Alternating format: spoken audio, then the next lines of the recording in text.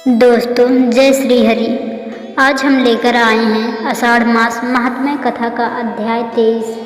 चलिए अब शुरू करते हैं। कुछ द्वार बाहर खुलते हैं और कुछ आत्मा के भीतर, किंतु एक ऐसा द्वार भी होता है जो एक साथ 10 दिशाओं में खुलता है, पर उसमें प्रवेश केवल उसी को मिलता है जिसने अपना नाम, स्वरूप और अस्तित्व मिटा दिया हो। आज की कथा ऐसे ही एक द्वार की है जिसे वेदांत सिंधु प्रवेश कहा गया, पर किसी ने उसका मार्ग कभी नहीं जाना। दक्षिण भारत के पश्चिमी घाट में एक गांव था, निनादपुर। वहां के लोग कहते थे कि हमारे गांव के नीचे एक समुद्र छिपा है, वो जो पृथ्वी के गर्भ में बहता है।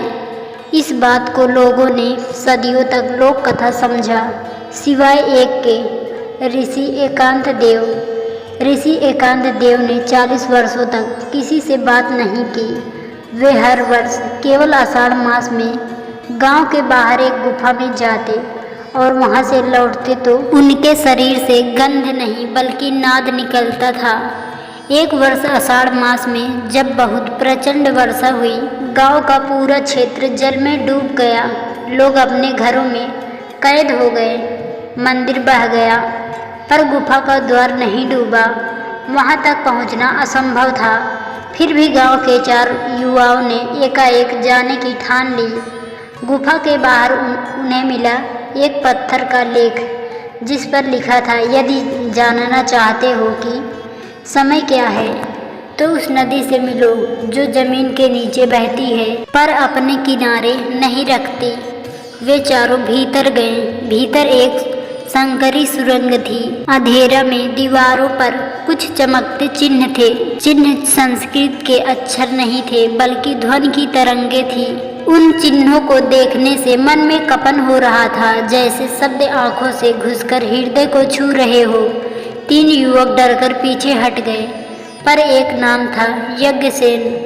वह आगे बढ़ता गया।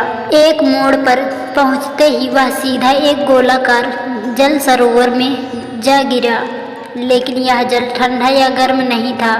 वह स्मृति से बना हुआ था। वह जल नहीं था बल्कि यज्ञसेन की अपूरी इच्छाओं की तरलता थी। हर बार जब वह सांस लेता, कोई पुरानी स्मृति तैरकर ऊपर आती। माँ का चेहरा, पुराना प्रेम, अपमान, लोभ, स्वप्न में वह डूबने लगा। पर तभी एक प्रकाश पुंज जल में प्रकट हुआ। वह कोई साधारण प्रकाश नहीं था, वह ऋषि एकांत देव की चेतना थी। उनकी आवाज गूंजी, यज्ञसेन, यह जल तुझे डुबो नहीं रहा, तुझे धो रहा है। स्वीकृति दे, प्रतिरोध नहीं। यज्ञसेन ने स्वयं को छोड़ दिया और वही हुआ जिसे शास्त्रों में चैतन्य प्रवेश कहा गया है। वह बाहर आया, पर उसकी आंखों का रंग बदल गया था। उसकी आंखों में अब जल नहीं, प्रकाश था। गांव वाले उसे देखकर नतमस्तक हो गए।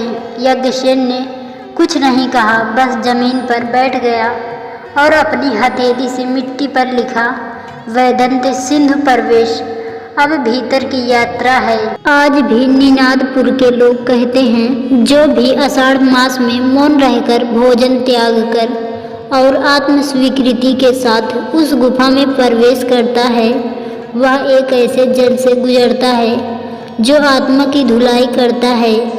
इस कथा से हमें यह बोध होता है, मोक्ष वहाँ नहीं होता जहाँ हम भागते हैं, बल्कि वहाँ होता है जहाँ हम अपने दोषों को गले लगाते हैं। आषाढ़ मास वो पर्व है जहाँ पृथ्वी जल में भीगती है और आत्मा प्रकाश में स्नान करती है। क्या आपने कभी अपने भीतर के जल से खुद को धोने की हिम्मत की है?